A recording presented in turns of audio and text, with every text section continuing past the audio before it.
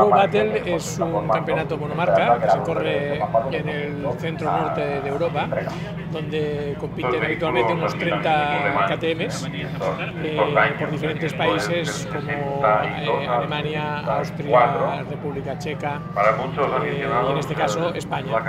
Este fin de semana estamos viviendo la primera carrera del X-Bow Battle 2015 aquí en el circuito de Barcelona, pues con una presencia de 30 coches con pilotos de 10 países, incluido Jaime Alguersuari, piloto de Fórmula 1, que ha decidido acompañarnos este fin de semana.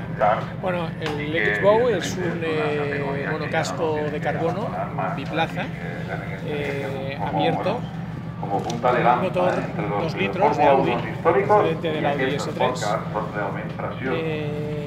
y ruedas slick, ¿vale? Suspensiones tipo push-rod, pero también estábamos buscando frenos en acero de altas prestaciones. Esto hace que el coche sea de altísimas prestaciones a un coste sostenible. Está homologado para ir por la calle y también homologado para carreras, con lo cual puedes hacer circuito, puedes hacer calle, puedes hacer un poco lo que quieras. Es un coche muy versátil y de un mantenimiento muy sostenible.